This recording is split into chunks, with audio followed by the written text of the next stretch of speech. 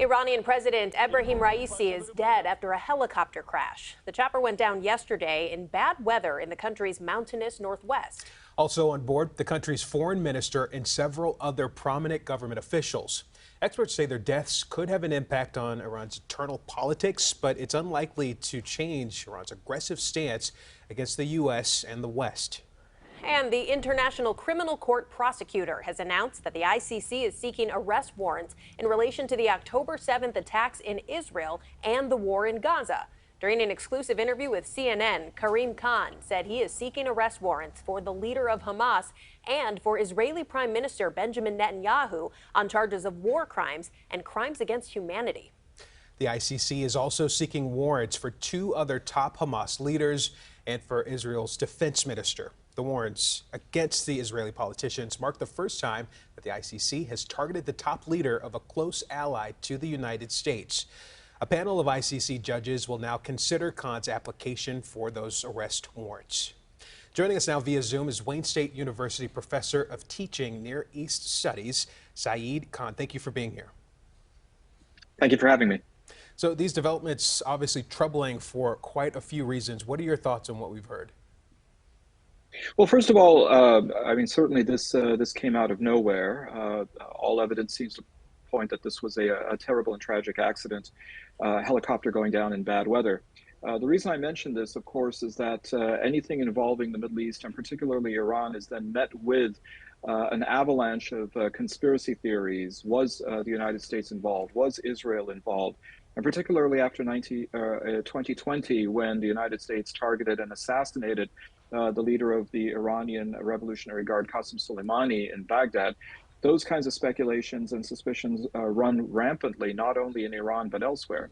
But as we see in this case, it seems as though it truly was an accident. Now, what does that mean for the politics?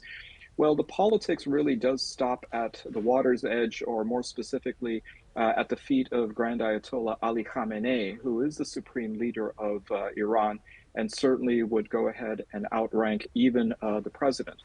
Any future president of Iran is going to really have to have the blessing of Grand Ayatollah Ali Khamenei. And although right now there is an interim president, former Vice President Mohammad Makbar, we can go ahead and expect that there will be elections, and that the pool of candidates will be those that will be suitable for Grand Ayatollah Ali Khamenei. Now, Raisi himself, compared to some of the more recent other Iranian presidents, was certainly seen to be a hardliner. And so it's an open question about whether Khamenei will seek somebody of a similar ideological stripe or will settle for somebody a little bit more moderate. But this is a bigger issue in Iran because it has to do really not just with who's going to be the president of Iran, but who's going to succeed Grand Ayatollah Ali Khamenei as the supreme leader. And that is something that Raisi was in line to go ahead and do. So looking at it long term, that is going to be the question that a lot of us are going to be examining with a lot of interest. So, Professor, what has the response been there in Iran? We're seeing reports that not everyone is exactly in mourning right now. Well, I mean, as in any country, there is going to be some opposition. There is going to be some dissent. I mean, here we find in the United States that we're split fairly down the middle when it comes to elections. One side is jubilant and the other side is jaundiced.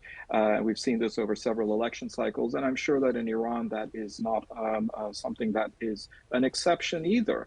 There were reports of some dissidents lighting off fireworks, but again, we're talking about a country where elections are certainly very heavily regulated, and also dissent is heavily regulated. We've seen incidents, for example, in 2009, when it appeared as though there might be some more flexibility in the elections, with a moderate having a chance to defeat a more hardline candidate. But the government clamped down quite hard on those demonstrations, in part because, again, there is a lot of paranoia that these demonstrations aren't organically emerging in Iran, but have the hands of external forces meddling within Iranian politics. So depending on who takes over, what kind of impact could this have on the country and the rest of the world? It's difficult to tell at this point. I don't think that the dynamics of the Middle East are going to change much. Maybe some of it will be a rhetorical change if there's somebody who's not as hardline as Raisi. But one thing that we have found, whether it is in Ebrahim Raisi or his predecessor, Hassan Rouhani, the Iranians are actually far more practical and realistic in their outlook than we really do give them credit. Case in point, Iran's retaliation for Israel targeting their consulate in Damascus a few months ago. It was fairly measured. It only targeted military strikes.